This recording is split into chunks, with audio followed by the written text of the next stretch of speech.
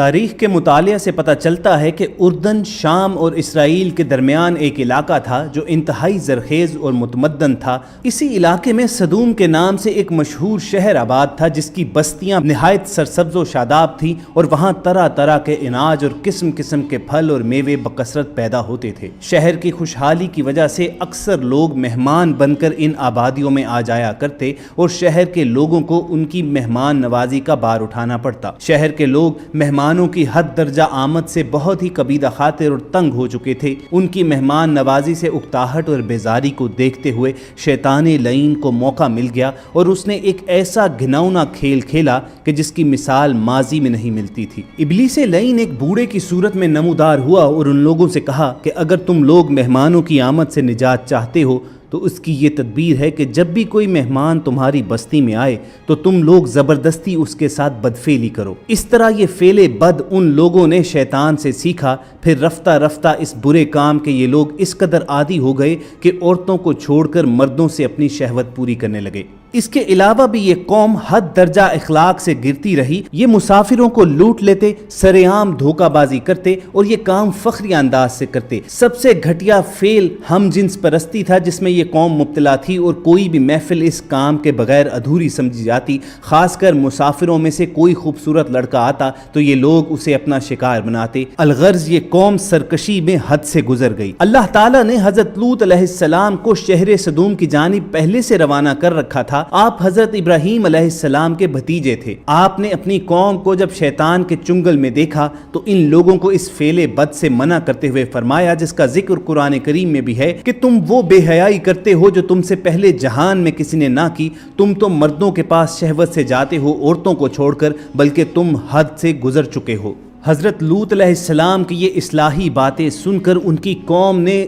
انتہائی بے باکی اور بے حیائی کے ساتھ جو کچھ کہا وہ بھی قرآن کریم کی سورہ الاعراف میں مذکور ہے کہ اس کی قوم کا کچھ جواب نہ تھا مگر یہی کہنا کہ ان کو اپنی بستی سے نکال دو، یہ لوگ تو پاکیزگی چاہتے ہیں۔ لیکن حضرت لوط علیہ السلام نے دل جمی کے ساتھ تبلیغ جاری رکھی اور آپ کی محنت کی وجہ سے کافی لوگ ایمان لے آئے، لیکن اکثریت ابھی بھی منکرین میں سے تھی اور اس برائی میں حضرت لوط علیہ السلام کی اپنی بیوی بھی مبتلا تھی۔ جب اس قوم کی سرکشی اور بدفعلی قابل ہدایت نہ رہی تو اللہ تعالیٰ نے عذاب بھیجنے کا فیصلہ کیا۔ چنانچہ حضرت جبرائیل علیہ السلام فرشتوں کو ہمراہ لے کر آسمان سے اترے اور حضرت ابراہیم علیہ السلام سے ملنے کے بعد رخصت ہو کر حضرت لوط علیہ السلام کے پاس پہنچے۔ یہ سب فرشتے بے حد حسین اور خوبصورت لڑکوں کی شکل میں تھے۔ ان مہمانوں کے حسن و جمال کو دیکھ کر اور اپنی قوم کی بدکاری کا خیال کر کے حضرت لوط علیہ السلام بے حد فکر مند ہو گئے۔ تھوڑی ہی دیر میں قوم لوط کے بدفعلوں نے لوط علیہ السلام کے گھر کا محاصرہ کر لیا اور بدفعلی کے ارادے سے دیوار پر چڑھنے لگے۔ حضرت لوط علیہ السلام نے نہایت دلسوزی کے ساتھ ان لوگوں کو سمجھانا اور اس برے کام سے منع کرنا شروع کر دیا مگر یہ بدفعل اور سرکش قوم اپنے بیہودہ اقدام سے باز نہ آئی۔ حضرت لوط علیہ السلام نے اپنے مہمانوں پر دروازہ بند کر لیا مگر وہ آئے، انہوں نے دروازے کو توڑا اور اندر داخل ہو گئے۔ حضرت جبرائیل علیہ السلام نے اللہ کے حکم سے ان کی آنکھوں پر ضرب لگائی تو وہ لوگ اندھے ہو گئے۔ انہوں نے کہا کہ اے لوط تو ہمارے پاس جادوگر لے کر آیا ہے۔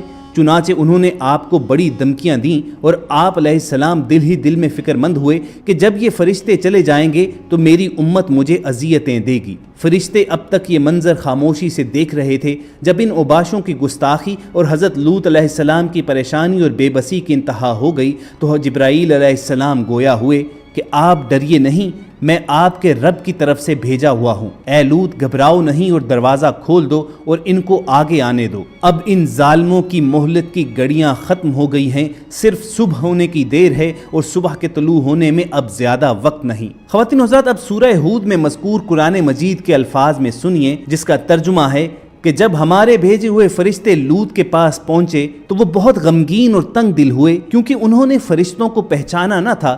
وہ سمجھے کہ وہ انسان ہیں اور اپنی قوم کی عادت بد سے واقف تھے۔ لوط کہنے لگے کہ آج کا دن بڑی مصیبت کا ہے اور ان مہمانوں کی خبر پاتے ہی ان کی قوم اپنی شہوت سے مجبور ہو کر ان کے گھر کی طرف بے اختیار دوڑی ہوئی آئی۔ وہ پہلے سے بدکاریوں کے خوگر تھے۔ لوط نے ان سے کہا اے میری قوم، یہ میری بیٹیاں موجود ہیں، یعنی تم ان سے نکاح کرو، یہ تمہارے لیے زیادہ پاکیزہ ہیں، اور اللہ سے ڈرو، اور میرے مہمانوں کے معاملے میں مجھے رسوا نہ کرو۔ کیا تم میں کوئی بھی بھلا آدمی نہیں ہے؟ وہ بولے، اے لوط، تم جانتے ہو کہ ہم کو تمہاری بیٹیوں سے کوئی غرض نہیں ہے، اور تم خوب جانتے ہو جو ہم چاہتے ہیں۔ اس موقع پر لوط علیہ السلام نے انتہائی گھبراہٹ اور پریشانی کے عالم میں کہا، کاش مجھ میں تم سے تنہا مقابلہ کرنے کی طاقت ہوتی، یا کوئی طاقتور اور مضبوط پناہ دینے والا ہوتا۔ تو فرشتوں نے اپنے آپ کو بے نقاب کر دیا اور کہنے لگے کہ اے لوط، گھبراؤ مت اور ہماری فکر نہ کرو، ہم تمہارے پروردگار کے بھیجے ہوئے فرشتے ہیں، اور یہ تم تک بھی نہ پہنچ پائیں گے، سو تم کچھ رات رہے اپنے اہل و عیال کو لے کر نکل جاؤ، اور تم میں سے کوئی بھی پیچھے مڑ کر نہ دیکھے، بے شک اس قوم پر وہ عذاب پہنچ کر رہے گا جو ان کو پہنچنا ہے، بے شک ان کی تباہی کے لیے صبح کا وقت مقرر ہے۔ پھر جب ہمارا حکم پہنچا تو ہم نے ان کی بستی کو تلپٹ کر دیا۔ جبرائیل علیہ السلام نے اس بستی کو اٹھا کر بلندی سے زمین پر الٹا کر پٹک دیا، پھر اس پر پکی ہوئی مٹی کے پتھر تابڑ توڑ برسائے، ہر پتھر خدا کی طرف سے نامزد کیا ہوا تھا، اور یہ بستی کچھ ایسی دور نہیں ہے، مکہ سے شام کا سفر کرتے وقت راستے میں پڑتی ہے۔ حضرت لوط علیہ السلام اپنے اللہ کے حکم سے گھر والوں اور مومنین کو ہمراہ لے کر بستی سے باہر نکل گئے۔ پھر حضرت جبرائیل علیہ السلام اس شہر کی 5 بستیوں کو اپنے پروں پر اٹھا کر آسمان کی طرف بلند ہوئے اور کچھ اوپر جا کر ان بستیوں کو الٹ دیا۔ یہ آبادیاں زمین پر گر کر چکنا چور ہو کر بکھر گئیں۔ پھر کنکر کے پتھروں کا ایک می برسا اور اس زور سے سنگ باری ہوئی کہ قوم لوط کے تمام لوگ مر گئے اور ان کی لاشیں بھی ٹکڑے ٹکڑے ہو کر بکھر گئیں۔ عین اس وقت جب کہ یہ شہر الٹ پلٹ رہا تھا، حضرت لوط علیہ السلام کی ایک بیوی جس کا نام وائلہ تھا، جو در حقیقت منافقہ تھی اور قوم کے بدکاروں سے محبت رکھتی تھی، اس نے پیچھے مڑ کر دیکھ لیا اور یہ کہا کہ ہائے میری قوم۔ یہ کہہ کر وہ کھڑی ہو گئی، پھر عذاب الہی کا ایک پتھر اس کے اوپر بھی گر پڑا اور وہ بھی وہیں ہلاک ہو گئی۔ چنانچہ قرآن مجید میں حق تعالیٰ سورۃ الاعراف میں ارشاد فرماتے ہیں کہ ہم نے اسے اور اس کے گھر والوں کو نجات دی، مگر اس کی عورت وہ رہ جانے والوں میں سے ہوئی، اور ہم نے اس پر بھی می برسایا، تو دیکھو اس کا کیسا انجام ہوا مجرموں کی طرح۔ جو پتھر اس قوم پر برسائے گئے وہ کنکروں کے ٹکڑے تھے، اور ہر پتھر پر اس شخص کا نام لکھا ہوا تھا جو اس پتھر سے ہلاک ہوا۔ مفسرین قرآن کہتے ہیں کہ اس عورت کی لاش آج بھی ان پتھروں میں اللہ تعالیٰ نے آنے والی امتوں کے لیے عبرت کے لیے محفوظ کر کے چھوڑ دی۔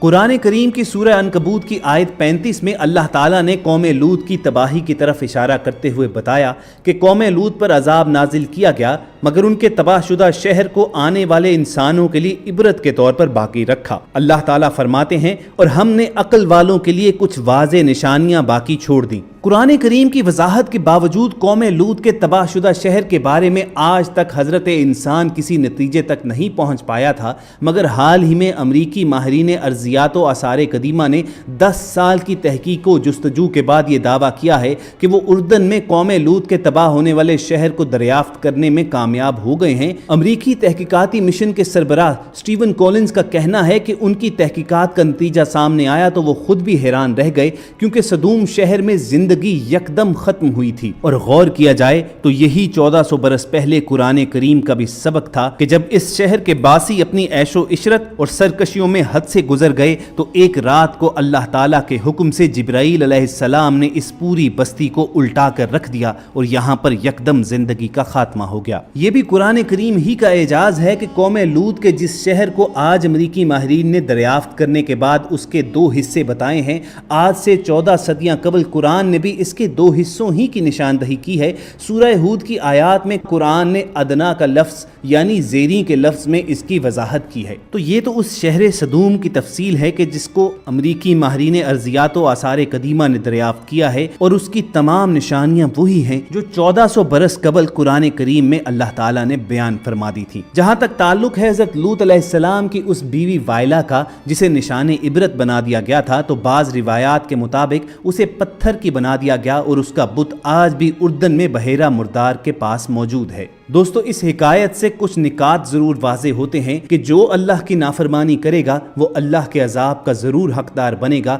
اور کسی ایک کی نیکی دوسرے کے کام نہیں آ سکتی، یہاں تک کہ انبیاء بھی اللہ کے فیصلے کے سامنے بے بس ہیں، وہ اللہ کے احکامات کو تسلیم کرتے ہیں، لہٰذا ہمیں بھی تسلیم کرنا چاہیے۔ اللہ تعالیٰ سے ہر دم دعا رہنی چاہیے کہ وہ ہمیں اپنی اصلاح فرمانے کی توفیق بخشے اور امت محمدی صلی اللہ علیہ وآلہ وسلم کو تمام اقسام کے افعال بد سے مامون و محفوظ رکھے۔ اور اگر آپ کو حکایت قوم لوط پسند آئی ہو تو اسے لائک کر کے فیس بک اور واٹس ایپ کے ذریعے زیادہ سے زیادہ لوگوں تک پہنچائیے۔ الوداع کہنے سے پہلے ایک یاد دہانی کروا دیں کہ آپ ریڈ بٹن پر کلک کر کے اور بیل آئیکن کو پریس کر کے ہم سب کے سبسکرائبر بننا مت بھولیے، تاکہ چینل پر اپلوڈ ہونے والی ہر ویڈیو آپ کو ہر وقت اور بر وقت ملتی رہے۔ اگلے ویڈیو سیشن تک ہمیں اجازت دیجیے، اپنا اور ارد گرد کے لوگوں کا خیال رکھیے اور ہم سب کے ساتھ جڑے رہیے۔